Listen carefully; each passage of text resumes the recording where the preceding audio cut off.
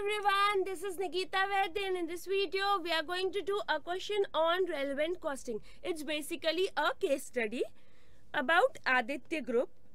Aditya Group was established in 1975, manufactures and sells electronic, personal grooming and beauty product. Aditya Limited 1975 में establish हुआ था और ये manufacture करता है और sell करता है electronic personal grooming and beauty products. Right, क्या मैन्युफैक्चर और सेल करता है? Electronic personal grooming and beauty products. The group has 200% subsidiaries, AUS limited and ANZ limited. Group के पास क्या है?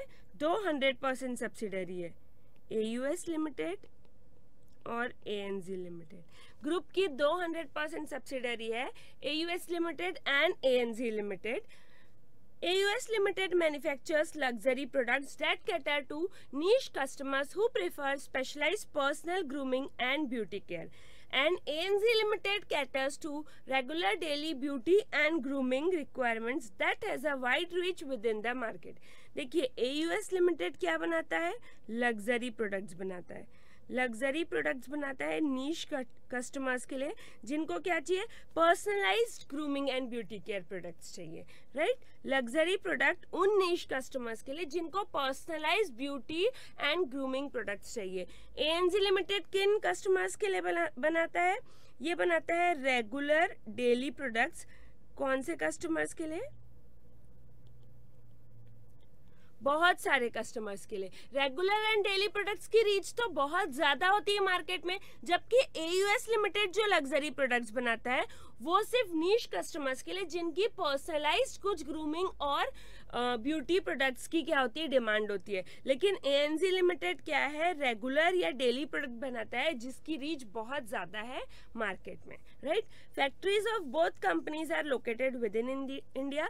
The products are sold to wholesalers who supply these products to the retail market. ये product जितने भी हैं ये wholesaler को हम सेल करते हैं, फिर वो होलसेलर ये रिटेल मार्केट में सेल करते हैं products. Aditya Group purchases its raw material requirements from both domestic and overseas market. Aditya group अपनी रॉ मटेरियल कहाँ से खरीदता है? डोमेस्टिक मार्केट से भी खरीदता है और ओवरसीज मार्केट से भी खरीदता है. Additionally certain products manufactured by AUS Limited can be enhanced based on the products manufactured by ANZ Limited. Right? Therefore, as per production requirement, AUS Limited sources some product components from ANZ Limited. देखिए, कुछ जो AUS Limited luxury products बनाता है वो क्या करता है? ANZ Limited से रॉ मटेरियल लेता है कि वो रेगुलर प्रोडक्ट्स लेता है, रेगुलर प्रोडक्ट के रॉ मटेरियल लेता है और उसको एनहेंस करता है और क्या बना देता है? लग्जरी प्रोडक्ट बना देता है. राइट, AUS लिमिटेड किससे लेता है? ANZ लिमिटेड से. ANZ लिमिटेड रेगुलर प्रोडक्ट बनाती है तो उसी को थोड़ा एनहेंस करके वो क्या बना देता है? पर्सनलाइज्ड प्रोडक्ट बना देता है. इसका मतलब क्या है कि AUS limited sources some product components from ANZ limited. मतलब जो AUS लिमिटेड है जो लग्जरी प्रोडक्ट्स बनाती है वो कुछ कंपोनेंट्स से लेती है ANZ लिमिटेड से. Right, now Aditya Group has a centralized decision making setup. Basic policy decision for functions such as production, planning, sales and client relationship, finance and human resources are handled at the group level. Individual units AUS Limited and ANZ Limited concentrate on the manufacturing alone. Aditya group की क्या है? Centralise decision making है. पूरे जो decision है वो क्या है? टोटल ग्रुप लेता है. सिर्फ मैन्युफैक्चरिंग के डिसीजन कौन लेता है? Individual subsidiaries AUS limited and ANZ limited.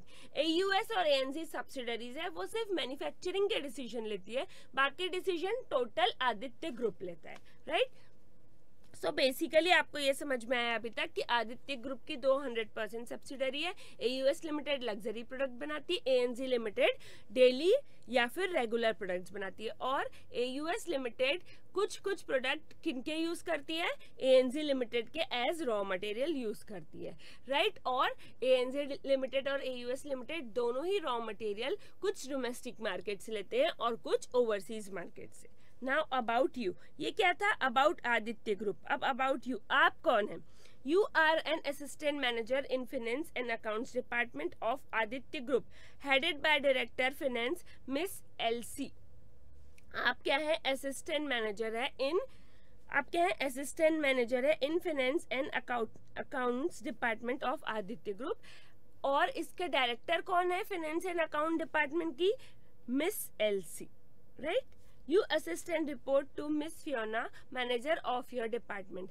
आप अपने डिपार्टमेंट की मैनेजर मिस फियोना को क्या करते हैं, असिस्ट और रिपोर्ट करते हैं, राइट। बेसिकली आपको समझ आया, एक फाइनेंस एंड अकाउंट डिपार्टमेंट है, फाइनेंस एंड अकाउंट डिपार्टमेंट के डायरेक्टर कौन है, मिस एलसी, राइट। उसके मैनेजर कौन है, मिस फियोना, और आप उसके क्या है, असिस्टेंट डायरेक्टर है। आप असिस्टेंट डायरेक्टर को असिस्ट और रिपोर्ट करते हैं, किसको, मिस फियोना को।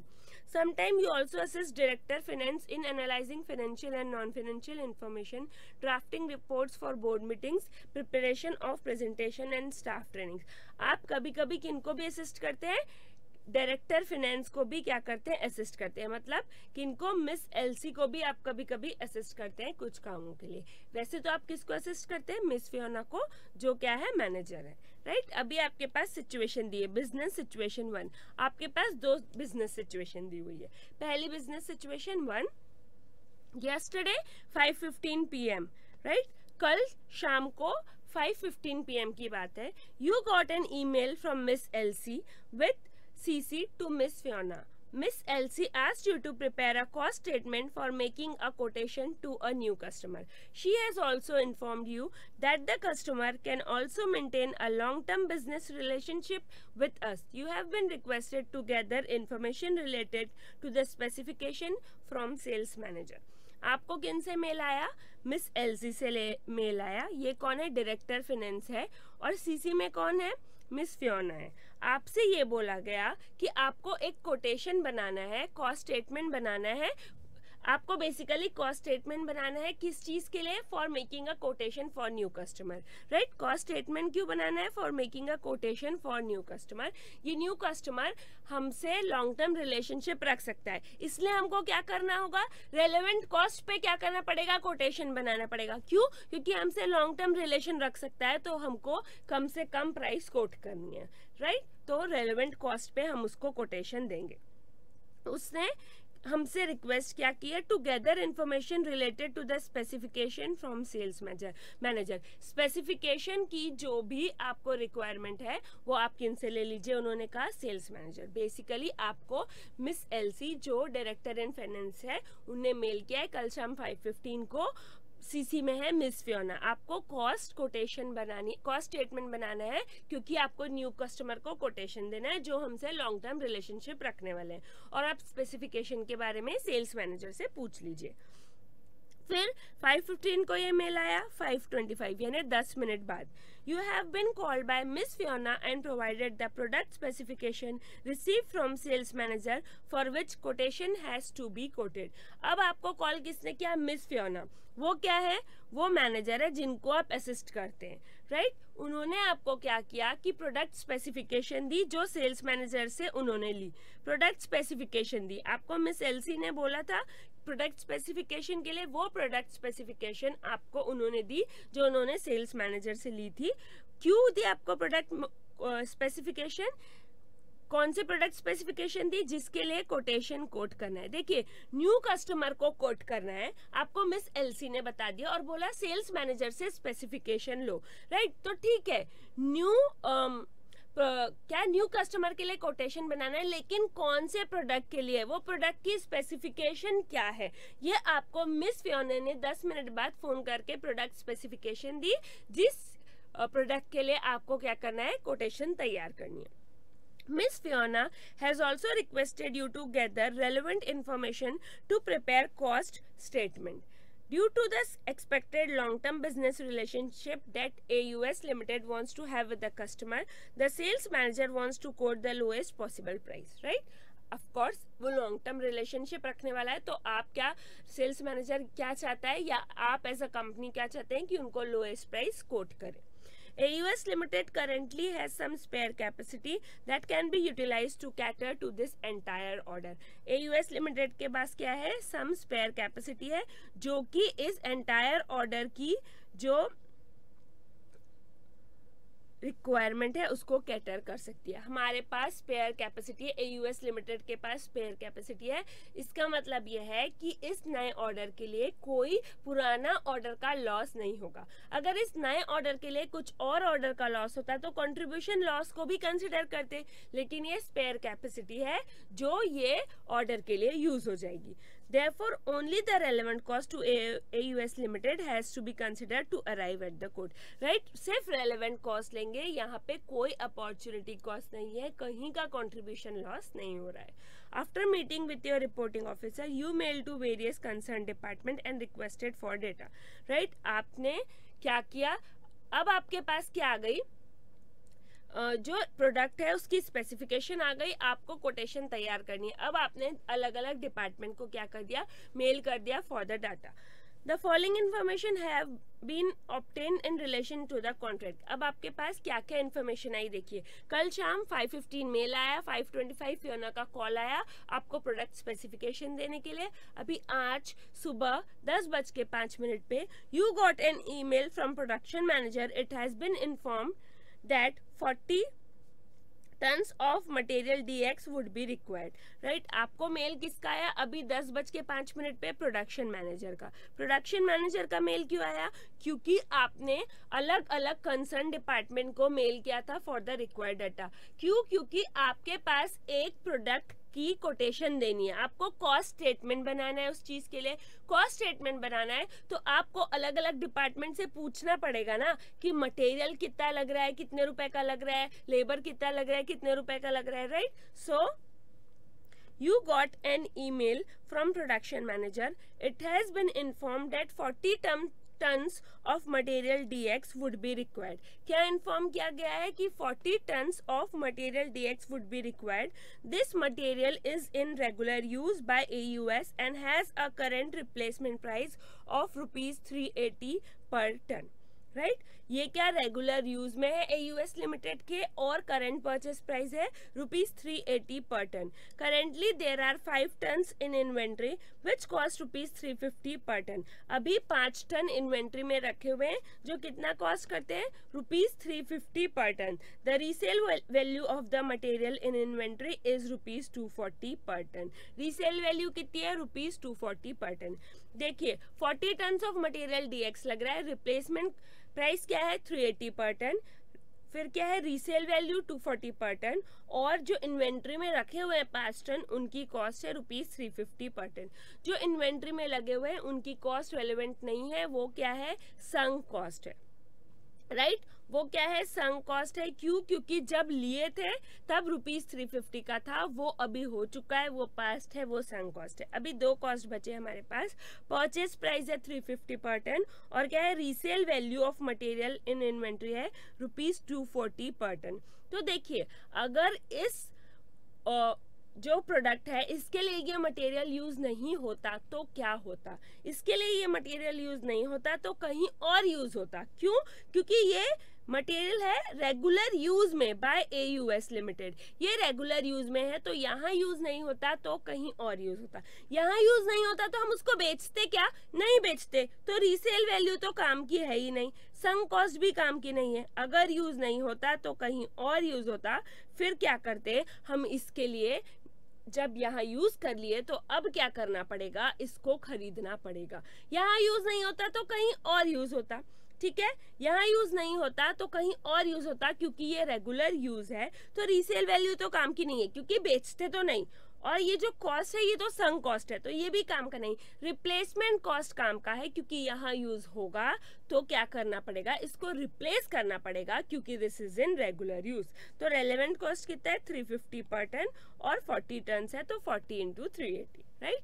Now further with regard to components, it has been informed that 4,000 components would be required. This would be bought externally for ₹15 each, or alternatively they could be supplied by ANZ Limited. The variable cost of the component if it were manufactured by ANZ Limited would be ₹8 per unit. देखिए अभी और भी components लगेंगे, इसके बारे में information ये दी हुई है कि 4000 कंपोनेंट्स लगेंगे, राइट। या फिर उसको एक्सटर्नली ₹15 में खरीद सकते हैं, या उसका ऑल्टरनेट क्या है कि ये ANZ लिमिटेड से ले सकते हैं। आपको बताया भी था कि ANZ लिमिटेड के प्रोडक्ट पे कुछ वर्क करके AUS लिमिटेड का लग्जरी प्रोडक्ट हम बना सकते हैं, ठीक है। या फिर आप ₹15 में मार्केट से खरीद लीजिए, या फिर ANZ लिमिटेड से ले लीजिए। ANZ लिमिटेड जब उस प्रोडक्ट को बनाता है तो उसका वेरिएबल कॉस्ट है ₹8 per unit. ANZ limited has sufficient capacity to produce 2500 components without affecting its ability to satisfy its own external customer. However, in order to make the extra 1500 components required by AUS Limited, ANZ would have to forego other external sales of ₹50,000 which have a contribution to sales ratio of 40%. अब देखिए, या फिर आप क्या कर लीजिए, दो option है ये 4000 कंपोनेंट्स के लिए कि ₹15 ईच में क्या कर लीजिए, मार्केट से खरीद लीजिए। दूसरा ऑप्शन क्या है कि आप ANZ से ले लीजिए। अगर आप ANZ से लेते हैं तो उसका वेरिएबल कॉस्ट कितना है, ₹8 पर यूनिट, राइट। लेकिन ऐसे कितने, स्पेयर कैपेसिटी कितनी है ANZ के पास, 2500 कंपोनेंट्स की है। 2500 कंपोनेंट्स की तो क्या है, स्पेयर कैपेसिटी है ANZ के पास, वो आराम से ₹8 पर यूनिट वेरिएबल कॉस्ट पे प्रोड्यूस हो जाएंगे। लेकिन अभी 4000 में से 2500 की कैपेसिटी है, जो 1500 कंपोनेंट्स है, उसकी स्पेयर कैपेसिटी नहीं है। उसके लिए ANZ को क्या करना पड़ेगा, फोरगो करना पड़ेगा दूसरा एक्सटर्नल सेल ऑफ ₹50,000। इन 1500 यूनिट्स के लिए ANZ को क्या करना पड़ेगा, फोरगो करना पड़ेगा एक्सटर्नल सेल्स ऑफ ₹50,000, जिसका PV रेशियो कितना है, 40%, राइट। जिसका कंट्रीब्यूशन टू सेल्स रेशियो कितना है, 40% है। ऐसे 50,000 के सेल को फोरगो करना पड़ेगा अगर आपको वो बाकी के 1500 कंपोनेंट बनाने हैं। तो बेसिकली ये 1500 कंपोनेंट्स पे कंट्रीब्यूशन लॉस भी होगा, 2500 जो कंपोनेंट्स है उस पे कंट्रीब्यूशन लॉस नहीं होगा, वो तो वेरिएबल कॉस्ट पे मिल जाएंगे क्योंकि वो स्पेयर कैपेसिटी में बने, right. Now, to have uniformity in the quality of the component, it is assumed that AUS Limited would procure its entire requirement of 4000 components either externally or from ANZ Limited. लेकिन अपने component की quality में consistency के लिए या पूरा बाहर से खरीदेंगे या फिर ANZ लिमिटेड से पूरा खरीदेंगे। ये नहीं कि 2500 की स्पेयर कैपेसिटी है तो उतना हमने ANZ से खरीद लिया और 1500 कंपोनेंट बाहर से खरीद लिए। आपको यूनिफॉर्मिटी मेंटेन करनी है तो इधर बाहर से खरीदिए ₹15 ईच में, या फिर आप पूरा ANZ से लीजिए जो स्पेयर कैपेसिटी में बने 2500 प्रोडक्ट्स वो, और जो जिसके लिए 1500 कंपोनेंट्स के लिए कंट्रीब्यूशन लॉस हो रहा है वो भी, right. Now the unit selling, the transfer pricing policy of Aditya Group for sales between unit aim at goal congruence. The unit selling the goods would be allowed to charge any opportunity cost on account of catering to internal demand, while the purchasing unit should ensure that the company is not at loss. Right? Goal congruence मतलब क्या कि हम दोनों department की फायदा भी देखेंगे और कंपनी का फायदा भी देखेंगे, राइट। तो क्या कि जो सेलिंग गुड्स सप्लाई डिपार्टमेंट है, जो गुड्स सेल कर रहा है वो क्या करेगा, वेरिएबल कॉस्ट भी चार्ज करेगा और अपॉर्चुनिटी कॉस्ट भी चार्ज करेगा। मतलब वेरिएबल कॉस्ट ₹8 भी चार्ज करेगा, और जो अपॉर्चुनिटी कॉस्ट का लॉस हुआ है हम आपको दे रहे हैं और हम बाहर सेल नहीं कर रहे हैं 50,000 यूनिट में, तो जो कंट्रीब्यूशन का लॉस हुआ वो भी चार्ज करेगा। और परचेसिंग यूनिट क्या है, वो भी इंश्योर करेगा कि कंपनी लॉस में नहीं है। बेसिकली यहाँ पे आपको ट्रांसफर प्राइस जब डिटरमाइन करना है, ये स्टेटमेंट क्यों दिया गया है कि ट्रांसफर प्राइस जब डिटरमाइन करेंगे तो variable cost plus opportunity cost पे करेंगे, राइट। वही करते, नहीं भी लिखा रहता है स्टेटमेंट तो भी। टुडे 10:45 AM, ठीक है। ये जो सब इंफॉर्मेशन है मटेरियल प्रोडक्शन मैनेजर ने ये कितने बजे दिया, 10:05 AM। अब 10:45 AM आ गया है। अब you got an email from personal manager. Personal manager से ईमेल आया, लेबर की इंफॉर्मेशन होगी इसमें।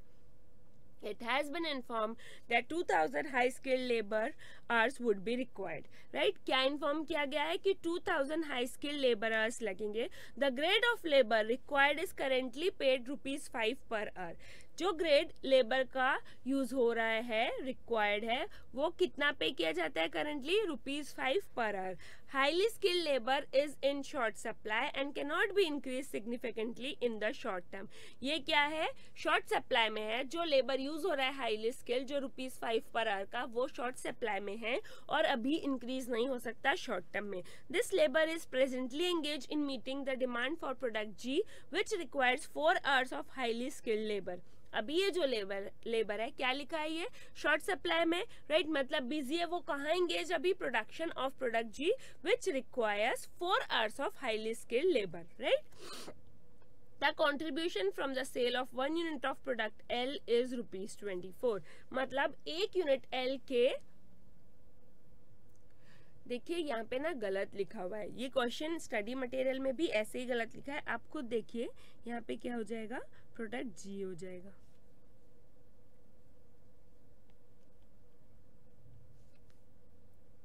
राइट? तो 1 यूनिट जो प्रोडक्ट जी की बनेगी उससे कंट्रीब्यूशन कितना अर्न होगा? ₹24 का. और 1 यूनिट को कितने आवर्स लगते हैं? 4 hours. यानी 1 आवर से कितना कंट्रीब्यूशन अर्न हो जाएगा? ₹6 का. कंट्रीब्यूशन अर्न कितना हो जाएगा? 1 आवर से ₹6 पर आवर. ठीक है, आपको समझ आया? 1 यूनिट से कंट्रीब्यूशन ₹24. 1 यूनिट बनती है 4 घंटे में, तो 1 घंटे में कितना कंट्रीब्यूशन? ₹6 का कंट्रीब्यूशन. इसका लॉस हुआ ₹6 पर आवर का कंट्रीब्यूशन लॉस हुआ. क्यों? क्योंकि अभी जो प्रेजेंट ऑफर है उसमें हम वो हाईली स्किल्ड लेबर यूज कर रहे हैं. कैसे लॉस हुआ? यहाँ यूज हो रहा है तो अभी प्रोडक्शन नहीं हो रहा है जी का. राइट? तब हम ₹6 हर घंटे के कमा लेते थे, वो अब नहीं कमा पा रहे हैं. सो ये अपॉर्चुनिटी कॉस्ट है, ये कंट्रीब्यूशन का लॉस है. तो ₹5 लेबर के प्लस ये अपॉर्चुनिटी कॉस्ट ₹11 पर hour. Right? Now it has also been informed that the contract would require a specialist machine. ये भी इन्फॉर्म किया गया है कि कॉन्ट्रैक्ट को क्या रिक्वायर होगा? a specialist machine. The machine could be hired for ₹50,000 और it could be bought for ₹50,000. Right? या फिर इस मशीन को हायर कर सकते हैं ₹15,000 में, या फिर इसको क्या कर सकते हैं? खरीद भी सकते हैं ₹50,000 में. At the end of the contract, if the machine were bought, it could be sold for ₹30,000. End of the contract में अगर मशीन खरीदी है तो 30,000 में क्या कर देंगे? सेल कर देंगे. Alternatively, it could be modified at a cost of ₹5,000 and then used on other contract instead of buying another essential machine that would cost ₹45,000. या फिर क्या कर सकते हैं? उसको मॉडिफाई कर देंगे ₹5,000 में, और कहाँ यूज कर लेंगे? एक दूसरे कॉन्ट्रैक्ट में यूज कर लेंगे, जहां अगर ये यूज नहीं करते तो 45,000 की मशीन खरीदनी पड़ती. राइट? देखिए 3 ऑल्टरनेटिव है. एक ऑल्टरनेटिव क्या है? ₹15,000 में हायर कर लेंगे. एक ऑल्टरनेटिव क्या है? ₹15,000 में क्या कर लेंगे? हायर कर लेंगे. दूसरा ऑल्टरनेटिव क्या है कि ₹50,000 में उसको खरीद लेंगे और 30,000 में बेच देंगे. राइट? ₹50,000 में हम उसको खरीद लेंगे और क्या करेंगे? ₹30,000 में हम उसको बेच देंगे. सो पहला ऑल्टरनेटिव तो क्या है? ₹15,000 में उसको हायर कर लेंगे. दूसरा ऑल्टरनेटिव 50,000 में खरीदेंगे और 30,000 में बेच देंगे. तीसरा ऑल्टरनेटिव, ये जो खरीदी हुई मशीन है 50,000 की, उसमें 5,000 का मॉडिफिकेशन कर देंगे और वहां यूज कर देंगे जहां अगर हम ये यूज नहीं करते तो 45,000 की मशीन खरीदनी पड़ती. राइट? अब तीनों में से एक होगा उसका रेलेवेंट कॉस्ट. आगे देखेंगे वो. The operating cost of the machine are payable by AUS whether it hires और buy the machine. Operating cost of machine payable by AUS है whether it hires or buy the machine.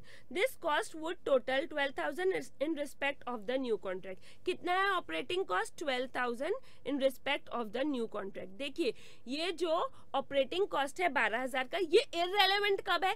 कि हम higher करें या bye करें. जब ये decision लेना है कि हायर करें या बाय करें, तब क्या है? ये ऑपरेटिंग कॉस्ट इररेलेवेंट है. क्यों? क्योंकि दोनों में ही लग रहा है. वेदर इट हायर्स और बाय द मशीन, दोनों में ही ये ऑपरेटिंग कॉस्ट लग रहा है, तो ये इररिलेवेंट है डिसीजन मेकिंग के लिए कि either I should buy the machine और I should hire the machine. लेकिन अब आप देखिए कि जब आप कोट कर रहे हैं किसी कस्टमर को, जब कोट कर रहे हैं किसी कस्टमर को कोई प्राइस, तो ऑफ कोर्स ये ऑपरेटिंग कॉस्ट 12,000 का ऐड करेंगे। क्यों ऐड करेंगे? ऑफ कोर्स हमको ये लगने वाली ऑपरेटिंग कॉस्ट तो हम उससे चार्ज करेंगे, भले ही ये इररिलेवेंट है कि हम हायर करें या बाय करें, लेकिन हम चार्ज तो करेंगे ये कस्टमर से, right? Now the supervisor, the contract would be supervised by an existing manager who is paid an annual salary of rupees 50,000 and has sufficient capacity to carry out this supervision. The manager would receive a bonus of rupees 5,000 for the additional work. देखिए, एक जो supervisor है उसको, मतलब जो existing manager है वो supervise कर रहा है ये कॉन्ट्रैक्ट, उसको एनुअल सैलरी कितनी मिलती है? रुपीज 50,000। ये क्या है? परमानेंट एम्प्लॉय है, उसको ऑलरेडी सैलरी मिलती है। ये क्या है? परमानेंट एम्प्लॉय है, उसको ऑलरेडी 50,000 की सैलरी मिलती है और सफिशिएंट कैपेसिटी है उसके पास ये सुपरविजन कैरी आउट करने के लिए। देखिए, परमानेंट एम्प्लॉय है, कुछ ऊपर से देना पड़ रहा है क्या? नहीं, तो रेलेवेंट कॉस्ट तब क्या हो जाएगी? 0। लेकिन अगर ये सफिशिएंट कैपेसिटी नहीं होती, कहीं और वो एंगेज होता, राइट, सफिशिएंट कैपेसिटी नहीं होती, कहीं और एंगेज होता, तो अपॉर्चुनिटी कॉस्ट लेते। क्यों? क्योंकि यहाँ इस कॉन्ट्रैक्ट के वजह से कहीं और में वो कंट्रीब्यूशन का लॉस कर रहा है, क्योंकि कहीं और वो एंगेज नहीं है तो वहां का लॉस हो रहा है, वो अपॉर्चुनिटी कॉस्ट लेते। वो भी नहीं है क्योंकि स्पेयर कैपेसिटी है, एक्स्ट्रा कुछ पे भी नहीं कर रहे, परमानेंट एम्प्लॉय 50,000 ऑलरेडी पे कर रहे थे। सिर्फ इसकी रेलिवेंट कॉस्ट क्या आएगी? Bonus of rupees 5,000 for the additional work. इस कॉन्ट्रैक्ट के लिए 5,000 बोनस लग रहा है, वो की क्या आ जाएगी? रेलेवेंट कॉस्ट आ जाएगी, राइट? आगे एक minute,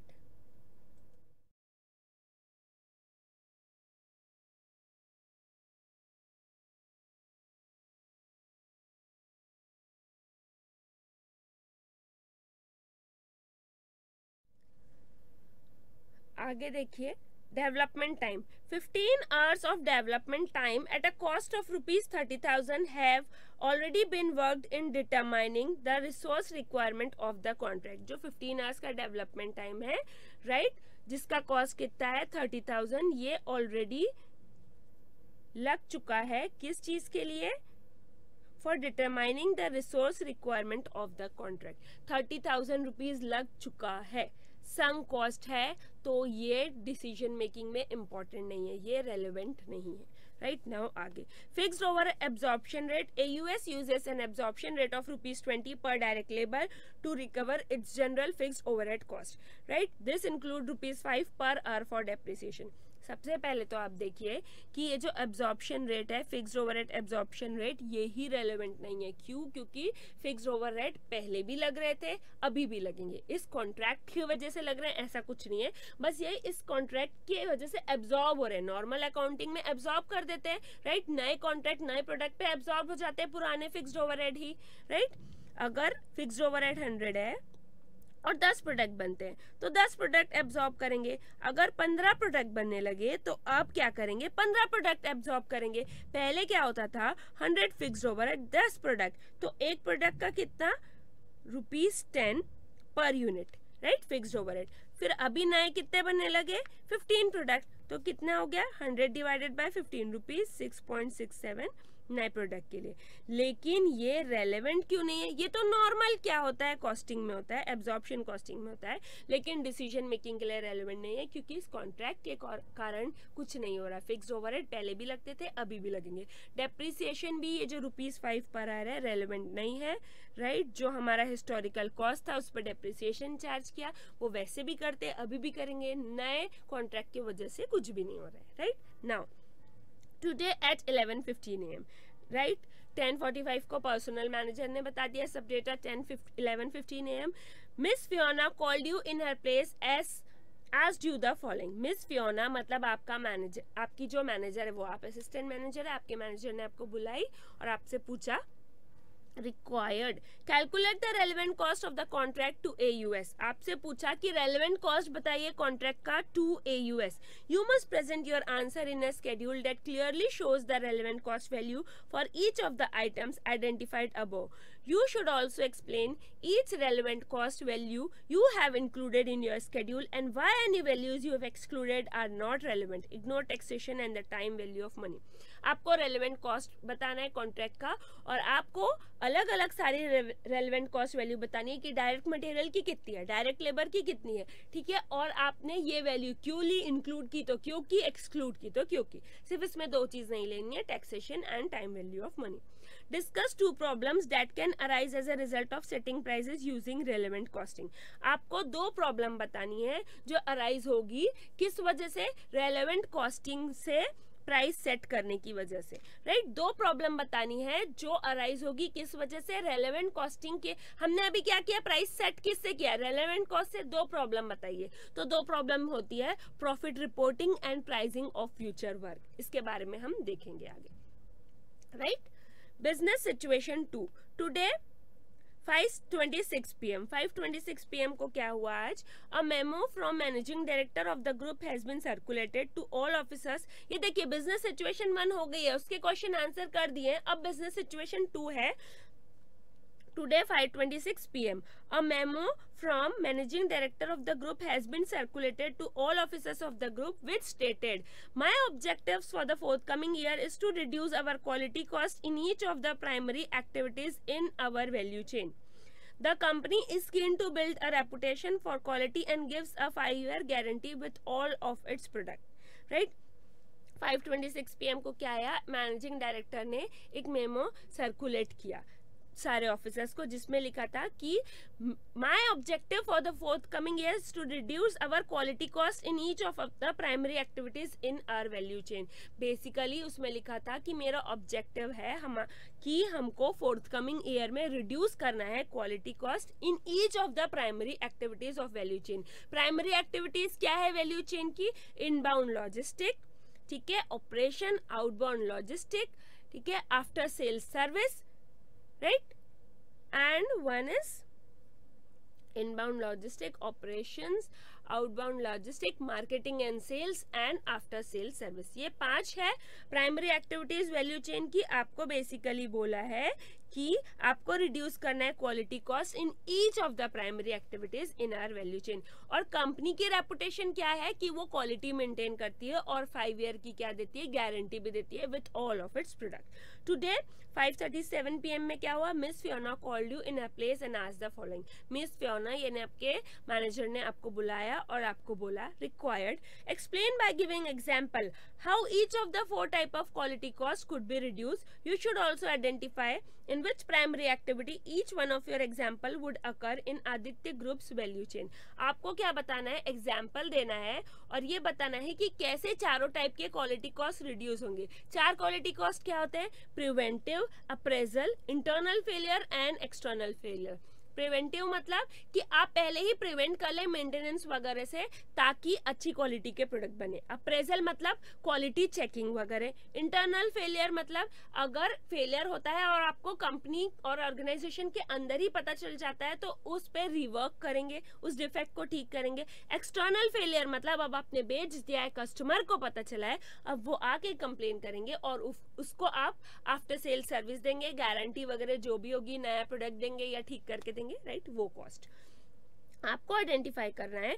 in which primary activity each one of your example would occur in Aditya group value chain. आपको ये बताना है कि preventive, appraisal, internal failure, external failure, ये सारे क्वालिटी कॉस्ट आपको आइडेंटिफाई करना है कि कौन सी प्राइमरी एक्टिविटी में सारे एग्जाम्पल फॉल करेंगे। चारों के एग्जाम्पल देंगे और आपको बताना है कि कौन सी प्राइमरी एक्टिविटी में कौन सा एग्जाम्पल फॉल करेंगे। बेसिकली आपको क्या बताना है, चारों आप क्वालिटी कॉस्ट लिखेंगे और बोलेंगे कि ठीक है इसका आप इस क्वालिटी कॉस्ट को आप यहाँ रिड्यूस कर सकते हैं, इस क्वालिटी कॉस्ट को आप इनबाउंड लॉजिस्टिक में रिड्यूस कर सकते हैं, इस क्वालिटी कॉस्ट को आप ऑपरेशंस में रिड्यूस कर सकते हैं, इस क्वालिटी कॉस्ट को आप आफ्टर सेल्स सर्विस में रिड्यूस कर सकते हैं, राइट। आप बेसिकली बताएंगे कि कौन से क्वालिटी कॉस्ट कौन से लेवल ऑफ वैल्यू चेन पे क्या हो जाएंगे, रिड्यूस हो जाएंगे। ये क्या है, बिजनेस सिचुएशन 2। पहले आपको क्या करनी है, बिजनेस सिचुएशन 1।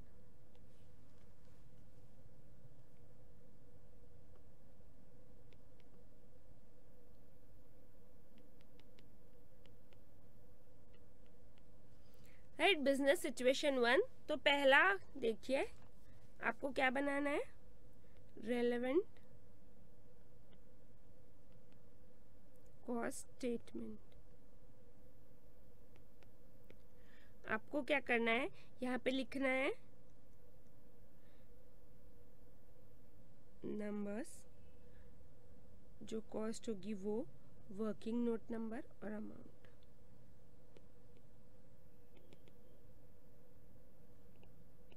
नोट नंबर और अमाउंट रुपीज में, राइट। सो नाउ फर्स्ट क्या है, dx। मटेरियल क्या है, dx। मैं देखिए आपको लाइन से बताती जा रही हूँ। आपको बोला है स्पेसिफिकेशन लेना है। अब आपको प्रोडक्ट की स्पेसिफिकेशन कब आना शुरू हुई, ये जो प्रोडक्शन मैनेजर ने मेल भेजा। आपको क्या बोला, 40 टन्स लग रहे हैं मटेरियल के, आपके पास रिप्लेसमेंट प्राइस है, रीसेल वैल्यू है, और क्या है आपके पास 350 रुपीज पर टन। ये क्या है आपके पास, जो परचेस कॉस्ट है वो परचेस कॉस्ट तो इररिलेवेंट है, वो संक कॉस्ट है। रीसेल वैल्यू तब यूज होती है जब उसको सेल करना होता। सेल करना ही नहीं है हमको, अगर ऑफर में यूज नहीं भी हुआ या ऑर्डर में तो रीसेल नहीं करेंगे। अगर ऑर्डर में यूज नहीं हुआ तो कहीं और यूज होगा, या ऑर्डर में अगर यूज हो गया तो हमको और खरीदना पड़ेगा, रिप्लेस करना पड़ेगा, because this is in regular use. तो क्या रिप्लेसमेंट कॉस्ट लेंगे, ₹380 per ton, right. dx working note number 40 × 380,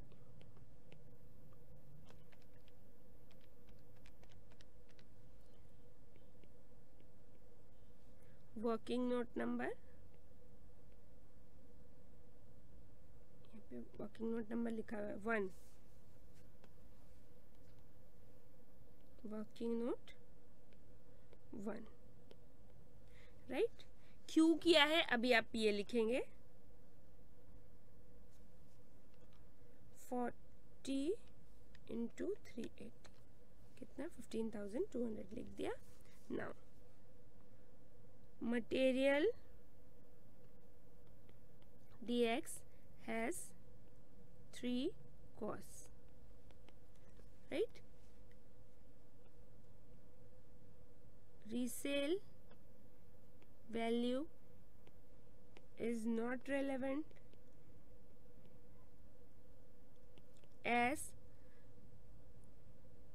dx has not to be sold.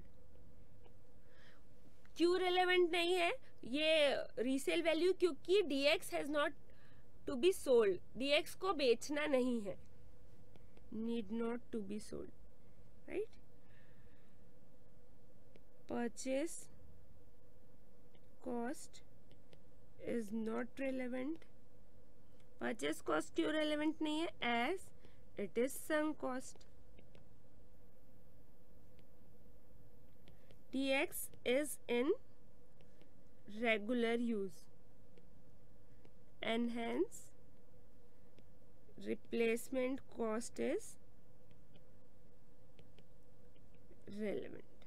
Replacement cost relevant है, that is ₹380 per unit, right? Now dx के बाद क्या है, आपको बोला गया है कि कंपोनेंट है एक और 4000 कंपोनेंट आपको चाहिए है, जो मार्केट में आपको कितने रुपए में मिल सकते हैं, आपके पास लिखा हुआ है 15 रुपए में मिल सकते हैं, राइट।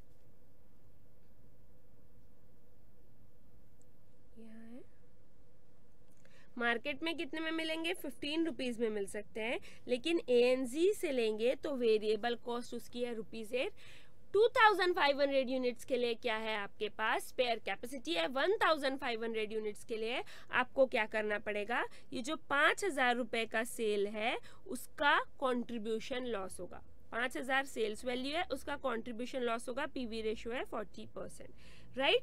तो आपको क्या करना है, या फिर पूरा बाहर से खरीदना है 15 रुपीज में, या फिर इसमें variable cost plus opportunity cost, right. Variable cost plus क्या, अपॉर्चुनिटी कॉस्ट। क्यों, क्योंकि स्पेयर कैपेसिटी 2500 कंपोनेंट्स के लिए, 1500 कंपोनेंट्स के लिए तो कहीं का कंट्रीब्यूशन लॉस हो रहा है। कौन सा कंट्रीब्यूशन लॉस, जो 5000 रुपए का एक्सटर्नल सेल हो रहा है उसका कंट्रीब्यूशन लॉस हो रहा है।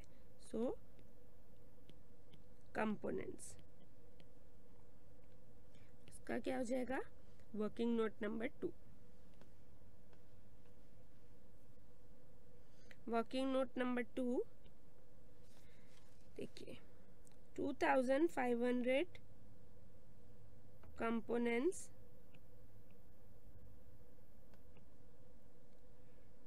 can be obtained at transfer price of ₹8 per unit। क्यों, क्योंकि क्या है, spare capacity, because ANZ has spare capacity of 2500 components, right? So 2500 so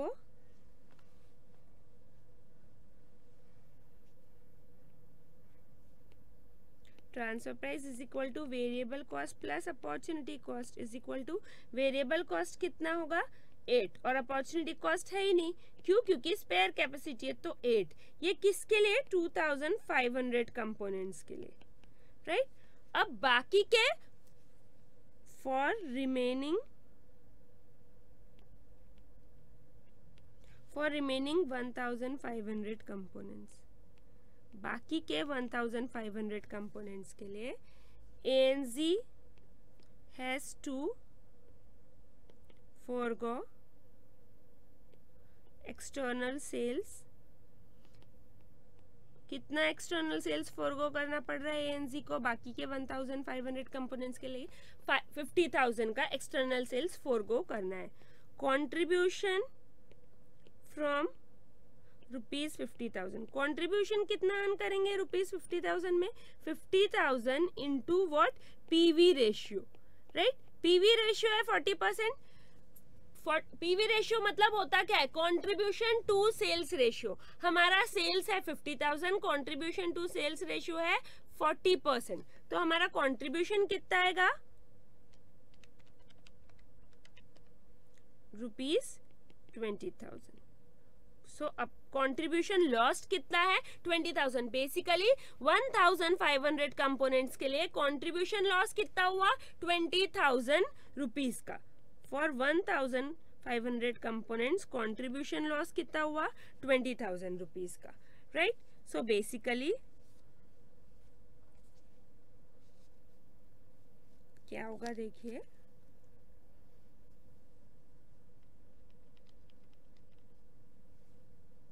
total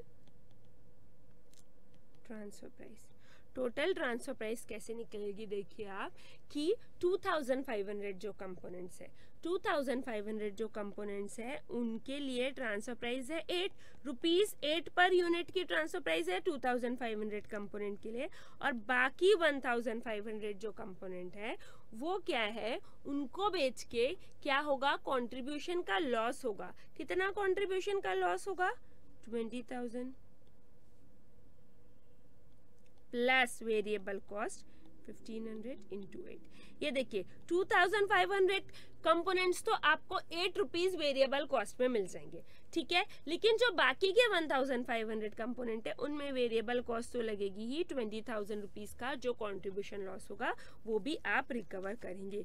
so basically ये क्या होगा, 20,000 प्लस 20,000 प्लस 12,000। सो ये क्या हो गया, 52,000। ये क्या हो गया, टोटल ट्रांसफर प्राइस। सो ट्रांसफर प्राइस पर यूनिट कितना हो गया, 52,000 डिवाइडेड बाय 4,000 कितना हो गया, ₹13 पर यूनिट। ₹13 पर यूनिट क्या हो गया ट्रांसफर प्राइस।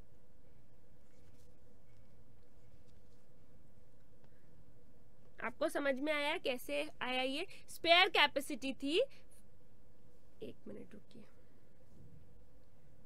स्पेयर कैपेसिटी थी हमारे पास 2500 कंपोनेंट्स की, तो वो हमको मिल गई वेरिएबल कॉस्ट में, ठीक है। लेकिन 1500 की स्पेयर कैपेसिटी नहीं थी हमारे पास, 50,000 का एक्सटर्नल सेल हो सकता था उस जगह। जब हम 1500 कंपोनेंट बना रहे हैं ना, तो 50,000 का सेल हो सकता था, राइट। 50,000 का सेल हो सकता था, उसमें कॉन्ट्रीब्यूशन कितना अर्न करते 40%, पीवी रेशियो है 40%, मतलब 20,000 का कॉन्ट्रीब्यूशन अर्न कर लेते वो 1500 कंपोनेंट बनाने की जगह, राइट। तो मतलब ये कंट्रीब्यूशन लॉस्ट है, ये अपॉर्चुनिटी कॉस्ट है, और वेरिएबल कॉस्ट तो लगेगा ही, 1500 कंपोनेंट्स इंटू ₹8 का variable cost plus opportunity cost. तो आपने टोटल किया तो total transfer price divided by इतने कंपोनेंट्स बनाने, so ₹13 per unit. So this is lower than ₹15 per unit. ये क्या है market price, hence component should be purchased from ANZ। सीधी बात है, बाहर आपको 15 रुपए में मिल रहा है और यहाँ पे आपको 13 रुपए में मिल रहा है, तो आप किससे खरीदेंगे? ANZ से खरीदेंगे, जहाँ पे आपको सस्ता मिल रहा है, राइट।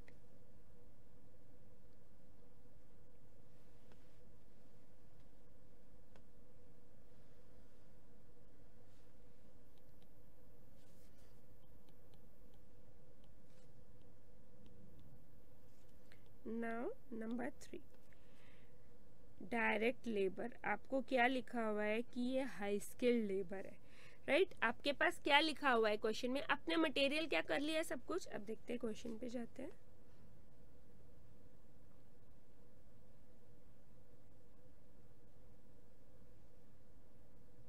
ये क्या है? हाई स्किल्ड लेबर है। देखिए ये हो गया।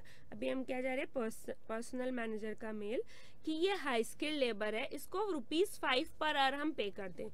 2000 हाई स्किल्ड लेबर है, ₹5 पर आवर हम पे करते हैं, लेकिन ये बिजी है, ये क्या है, शॉर्ट सप्लाई में है। ये कहाँ यूज हो रहा है? इन प्रोडक्शन ऑफ जी, जो कितना कंट्रीब्यूशन अर्न कर रहा है? ₹24 का।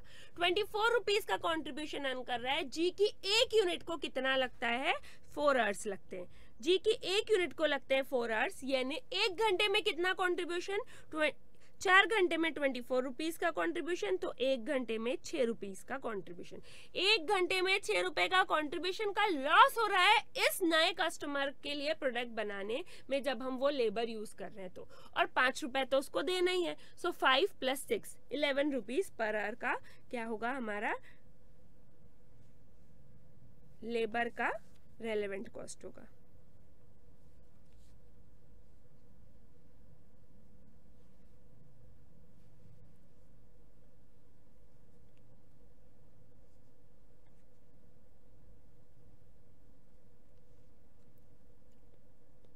Labour is in short supply. Highly skilled labour है, वो किस में? शॉर्ट सप्लाई में। It is used in production of G, which gives contribution per unit of ₹24। क्या जी के प्रोडक्शन में अभी वो यूज हो रहा है जो कितना देता है? Contribution per unit of 24। It takes 4 hours to produce 1 unit of G. एक यूनिट जी की बनाने को कितना लगता है? 4 hours. So contribution per unit, contribution per hour is equal to 24 divided by 6 is equal to ₹6 per hour, right. Contribution per hour कितना earn करता है G? ₹6 per hour. So to use labour in this order, G can't be produced. यहाँ use हो रहा है तो जी क्या produce नहीं हो पा रहा है। So contribution per hour lost is equal to ₹6 per our. अभी यहाँ यूज हो रहा है तो जी नहीं बन पा रहा है। कंट्रीब्यूशन पर आवर कितना लॉस हुआ? ₹6 पर आवर का, right. And labour hour charges is equal to, labour hour का चार्ज कितना है already? ₹5 per hour. So relevant cost of labour कितना है? ₹5 ऑलरेडी उनको दे रहे हैं, और ₹6 का क्या हो रहा है? कंट्रीब्यूशन का लॉस हो रहा है, कंट्रीब्यूशन लॉस। लेबर चार्जेस तो ₹5 है ही, मैं आपको ₹5 दे रहा हूँ, ये ₹5 कैश है, मैं आपको दे रहा हूँ लेबर को, ठीक है। लेकिन आप यहाँ यूज हो रहे हैं तो वहां जी नहीं बन पा रहा है, और जी जब बनता है तो ₹24 कमा लेते हैं हम उसमें, और जी कितने घंटे में बनता है? 4 घंटे में, मतलब 1 घंटे में हम ₹6 कमा लेते हैं। तो वो ₹6 गए, मैं आपको ₹5 दे भी रहा हूँ और ₹6 वो ऑलरेडी गए, तो ₹11 का लॉस हुआ, ठीक है। सो डायरेक्ट लेबर कितना? ₹11 into 2000, 22,000, right. Now fourth one क्या है? लेबर के बाद क्या दिया हुआ है? एक स्पेशलिस्ट मशीन लगती है। वो स्पेशलिस्ट मशीन मैंने आपको बताया 3 ऑप्शन है। 3 ऑप्शन क्या है? 15,000 में हायर हो जाएगी, ठीक है। 15,000 में हायर हो जाएगी, आप खरीदेंगे तो लास्ट में बिक जाएगी 20,000 में, ठीक है। और तीसरा ऑप्शन क्या है कि आपने, यहाँ पे बताती हूँ, हायर करते हैं तो कितने रुपए लगेंगे? 15,000, ठीक है। दूसरा ऑप्शन क्या है कि 50,000 में मशीन खरीद लीजिए और 30,000 में बेच दीजिए, तब रेलेवेंट कॉस्ट कितना आएगा? 20,000। तीसरा ऑप्शन ये है 50,000 में मशीन खरीदिए, 5,000 में मॉडिफाई कीजिए और वहां लगा दीजिए जहां अगर आप वो मशीन यूज नहीं करते तो 45,000 की मशीन आपको खरीदनी पड़ती, यानी इतना कॉस्ट आपने सेव किया, इतना लगाया, मतलब रेलेवेंट कॉस्ट कितना है? 10,000 है, राइट। तो इसमें 15,000 है रेलेवेंट कॉस्ट, इसमें 20 और इसमें 10। तो कौन सा ऑप्शन यूज करेंगे? Of course modification and using in place of the machine, जहां पे आपको 45,000 की मशीन खरीदनी पड़ती अगर आप ये मशीन नहीं लगाते तो, राइट। मैम ये जो मशीन खरीदे ये तो संक कॉस्ट होता था ना, कि मशीन खरीद लिया वो तो पैसे चले गए, होता था। अगर ऑफर आया तब हमारे पास मशीन ऑलरेडी होती तो वो क्या होता? Sunk cost. लेकिन ऑफर आया, उसके लिए हमने मशीन खरीदी, तो वो संक कॉस्ट नहीं होगा, वो रेलेवेंट होगा डिसीजन मेकिंग के लिए, right. So specialist machine, working note number 4 machine का है, ठीक है। Hire charges are ₹15,000। Second option is to buy machine for ₹50,000 and sell for ₹30,000 at the end of project। Project के एंड में कितने में सेल कर देना है आपको? 30,000 में सेल कर देना है। So relevant cost is equal to 50,000 minus 30,000 is equal to ₹20,000, right? Third option is to buy machine for ₹50,000, modify for ₹5,000 and use in place of machine which would have bought for ₹45,000। मतलब क्या? 50,000 में खरीदो, 5,000 का modification करो और 45,000 की जगह use कर लो उसको, तो इतनी कॉस्ट सेविंग हो गई, इतनी कॉस्ट लग गई, तो रेलेवेंट कॉस्ट कितनी हो गई? ₹10,000। तो हम कौन सा ऑल्टरनेटिव चूज करेंगे? ऑफ कोर्स मॉडिफाई करने वाला, right. So we will choose option 3 as cost is lowest. Cost क्या है, लोएस्ट है, तो आपको क्या यूज करना है, ऑप्शन 3 यूज करना है, राइट, 10,000। देन नंबर फिफ्थ क्या, ऑपरेटिंग कॉस्ट, मशीन का ऑपरेटिंग कॉस्ट हमने ये हायर जब करना है या बाय करना है तब ये इसको इंक्लूड नहीं किया। क्यों, क्योंकि ये दोनों में लगेंगे, हायर करें या बाय करें, ऑपरेटिंग कॉस्ट तो लगेंगे ही 12,000 के, लेकिन तो इसीलिए वो तीनों ऑप्शन में से जब एक चूज करना है तो अब ये रिलेवेंट नहीं है, क्योंकि तीनों में ही वो 12,000 लगेगा। लेकिन जब हम नए कस्टमर को मिनिमम प्राइस दे रहे हैं तो ऑफकोर्स हम ये भी इंक्लूड करेंगे, क्योंकि ये कॉस्ट तो हमारी लगी रही है ना, ऑपरेटिंग कॉस्ट। उसके बाद सुपरविजन, देखिए सुपरवाइजर को जो हम सैलरी दे रहे हैं वो परमानेंट एम्प्लॉय है, तो जो सैलरी दे रहे हैं वो ऑफर एक्सेप्ट करे या ना करे वो सैलरी तो देंगे ही, लेकिन बोनस क्यों दे रहे हैं, ये ऑफर की वजह से बोनस दे रहे हैं, इसलिए सिर्फ कौन सा अमाउंट आएगा, बोनस का अमाउंट आएगा, राइट। पे लिख देते हैं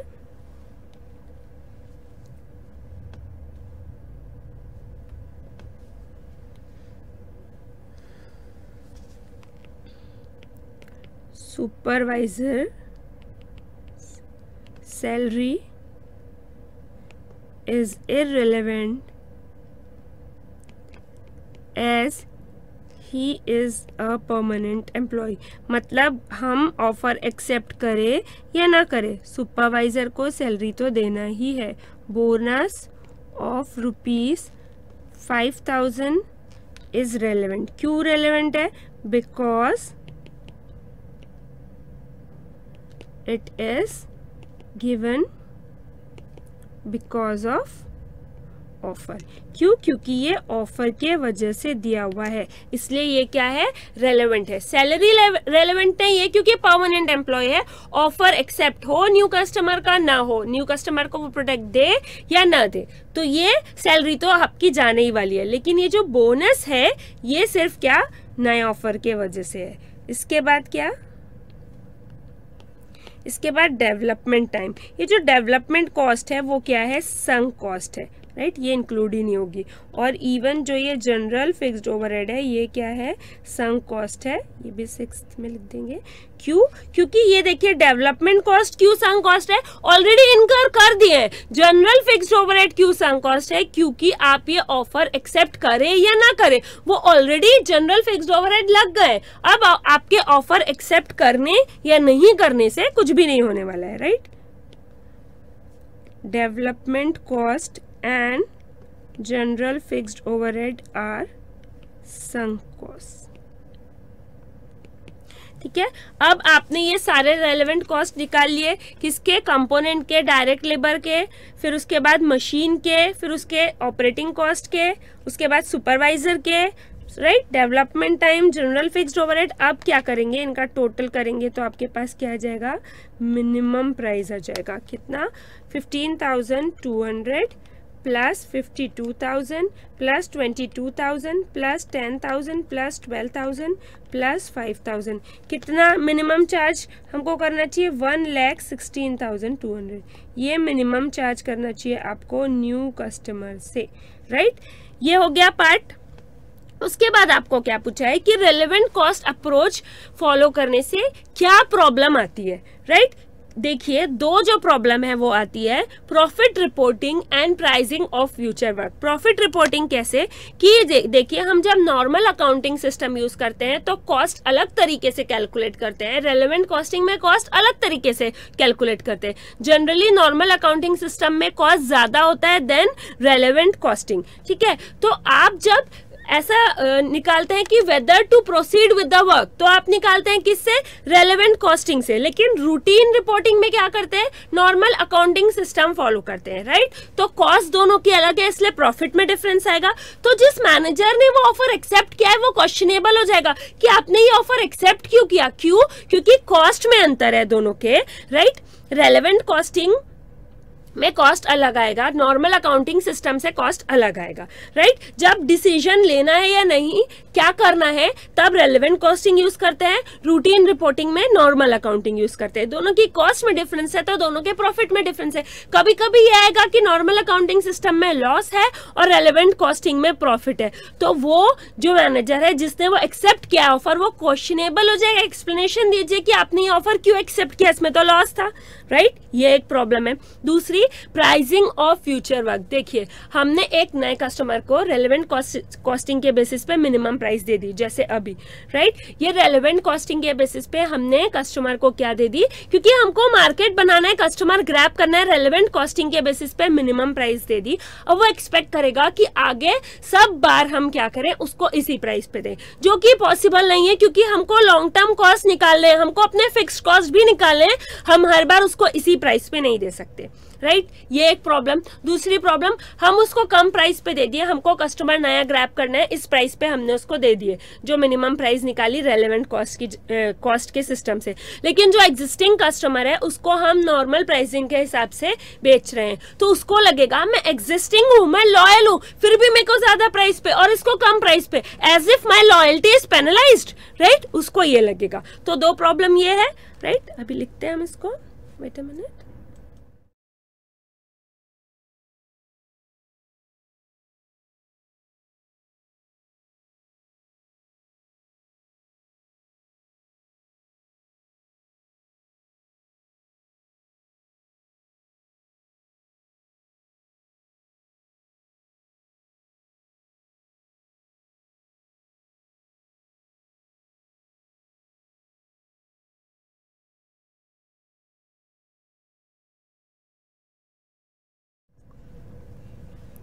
So, problems in using relevant costing. relevant costing approach use करने में प्रॉब्लम क्या आएगी, पहले दिखते हैं हम प्रॉफिट रिपोर्टिंग। मैंने आपको बताया कैसे प्रॉफिट रिपोर्टिंग, कि देखिए, if we have to take decision of whether to proceed with work or not, or choosing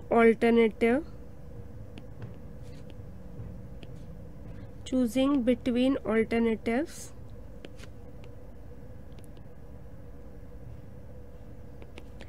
we use relevant costing approach, right. If we have to take decision of whether to proceed with the work or not, or choosing between alternatives, we use relevant costing approach. आपको ये देखना है कि आपको shut down करना है, continue करना है, ये वर्क आगे ले जाना है या अभी बंद कर देना है, या फिर ऑल्टरनेटिव्स के बीच चूज करना है, तो आप क्या यूज करते हैं, we use relevant costing approach. For routine reporting we use normal accounting system. Normal accounting system is used.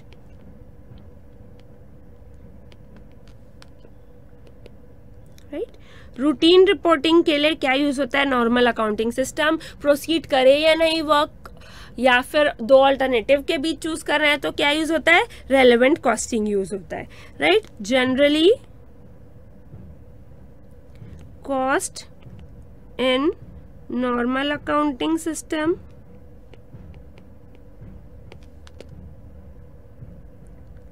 Is more than in relevant costing approach. Generally क्या होता है, नॉर्मल अकाउंटिंग सिस्टम में कॉस्ट ज़्यादा होता है than relevant costing approach, right.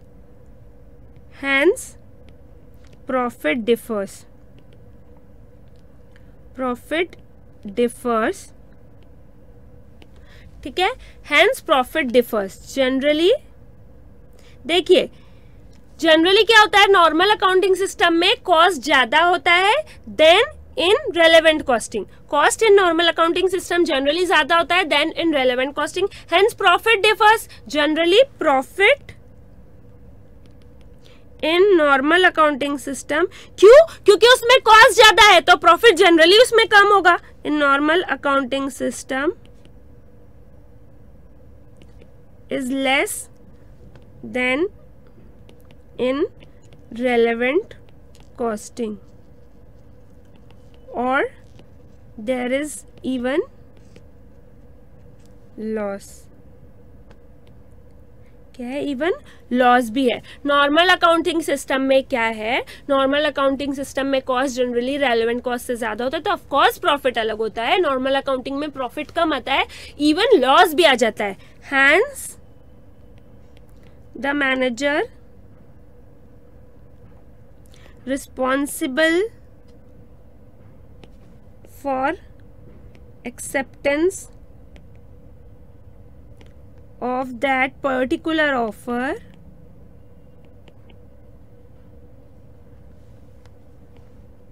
has to give explanation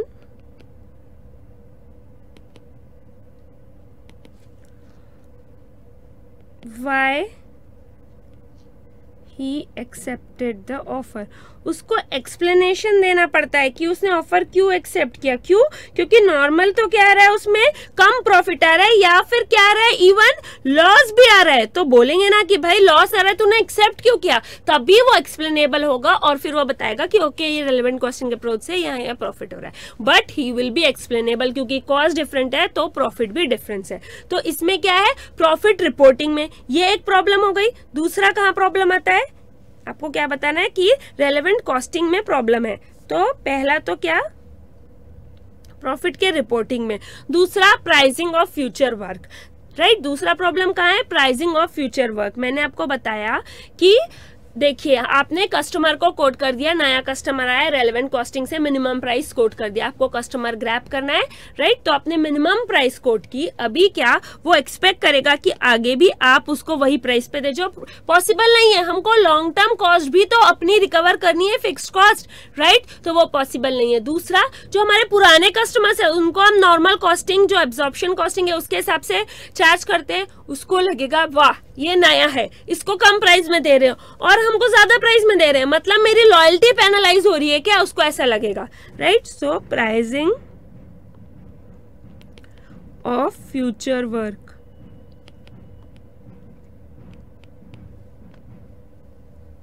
right,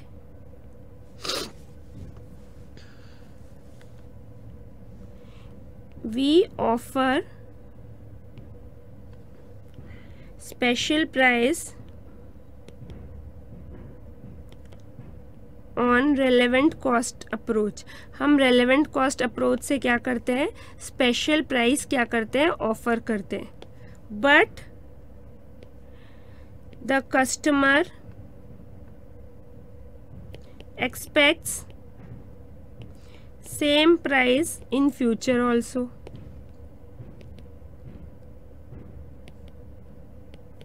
this is not possible. क्यों possible नहीं है, क्योंकि हमको क्या करना है, because we have to recover long term total cost. आपको फिक्स्ड कॉस्ट भी रिकवर करनी है, आपको लॉन्ग टर्म में तो टोटल कॉस्ट ही रिकवर करनी होगी. रेलेवेंट कॉस्ट के अप्रोच से आपने क्या किया, नया कस्टमर आया, एक ऑफर लेके कस्टमर ग्रैब करने के लिए रेलेवेंट कॉस्ट के अप्रोच से फिक्स्ड कॉस्ट वगैरह ऐड नहीं की, उसको मिनिमम प्राइस ऑफर कर दिया. सोचेगा हमेशा यही प्राइस रहे, ये पॉसिबल नहीं है, फिक्स्ड कॉस्ट वगैरह रिकवर करना ही पड़ेगा लॉन्ग टर्म में. राइट, नहीं तो कंपनी चलेगी कैसे, शट डाउन हो जाएगी. राइट, और दूसरा क्या है, other customers, if other customers discover, अगर दूसरे कस्टमर को पता चल गया that the new customer is getting special lower price, कि न्यू कस्टमर को स्पेशल लोअर प्राइस मिल रहा है, he will feel उसको क्या लगेगा, as if his loyalty is penalise, उसको लगेगा उसकी लॉयल्टी पेनलाइज हो गई है, क्योंकि न्यू कस्टमर को तो क्या दे रहे हैं आप, कम प्राइस पे दे रहे हैं रेलेवेंट कॉस्टिंग के अप्रोच से, राइट। तो ये दो प्रॉब्लम है रेलेवेंट कॉस्टिंग के अप्रोच में, कौन सी, profit reporting and pricing of future work, right. इसका थर्ड पार्ट था क्वेश्चन का कि आपको बताना है वैल्यू चेन में कि कौन से क्वालिटी कॉस्ट कहाँ पे कम हो सकती है। तो आप किससे शुरू करेंगे, prevention maintenance.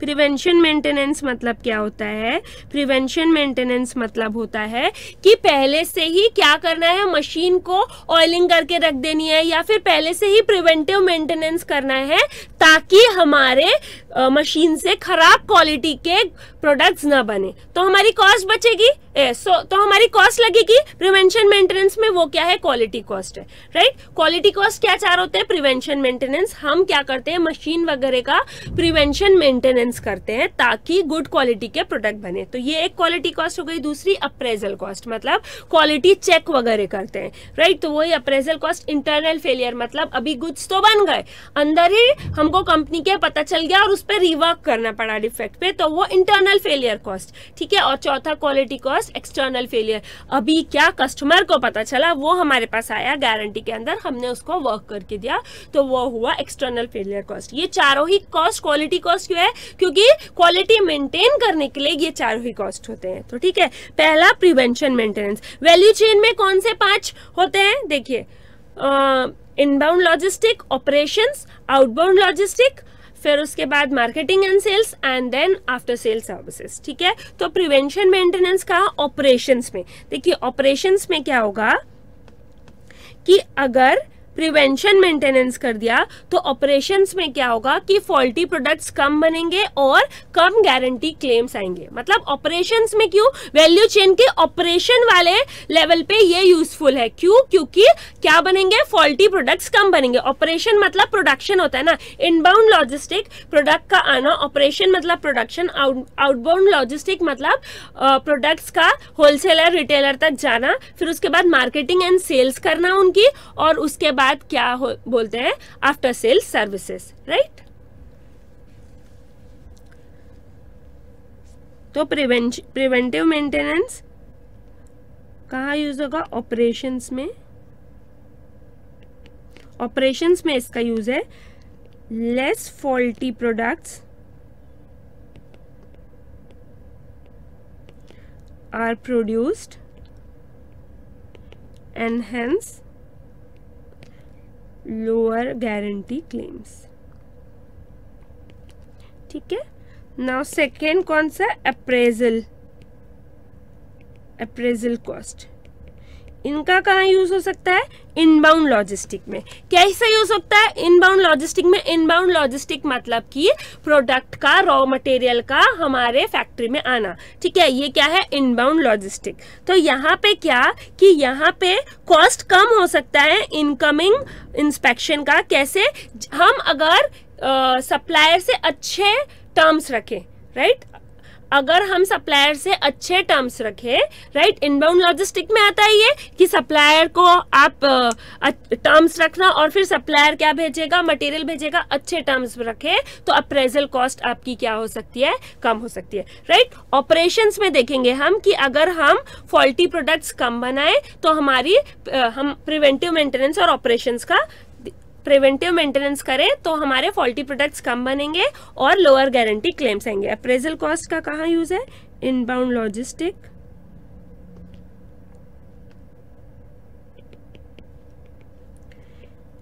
reduces cost of incoming inspection by good relations with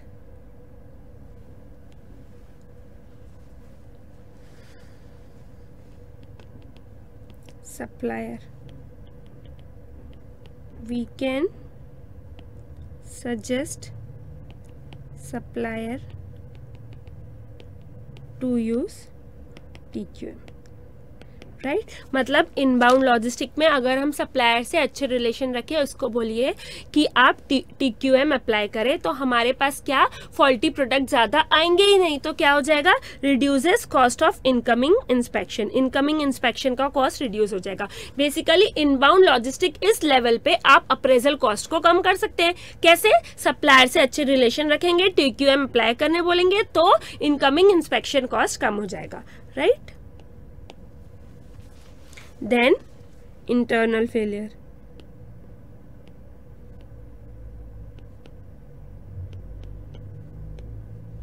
internal failure ये भी क्या, ऑपरेशंस में। कैसे कि आप ट्रेन करें एम्प्लॉय को, राइट, आप ट्रेनिंग देंगे एम्प्लॉय को, तो इससे क्या होगा, कॉस्ट ऑफ रीवर्क कम होगा। ये ऑपरेशंस है, प्रोडक्शन के टाइम पे ट्रेनिंग देंगे आप एम्प्लॉय को, reduce cost of rework. Internal failure यही होता है, रीवर्क करना, डिफेक्ट को ठीक करना बाय ट्रेनिंग एम्प्लॉय। आप एम्प्लॉयज को क्या दीजिए, ट्रेनिंग दीजिए, तो ये वाला कॉस्ट भी क्या हो जाएगा, कम हो जाएगा, ठीक है। Then fourth, external failure. External failure कैसे कम हो सकता है, एक्सटर्नल फेलियर कॉस्ट कम हो सकता है सर्विस वाले लेवल पे, कि आप क्या करें, क्वालिटी प्रोडक्ट्स दें। इससे क्या होगा, गारंटी क्लेम्स रिड्यूस हो जाएंगे और कॉस्ट ऑफ रिपेयरिंग भी रिड्यूस होगा। Give quality products by which guarantee claims will reduce and also cost of repairing the product. Guarantee claim reduce होंगे, cost of repairing product reduce होंगे।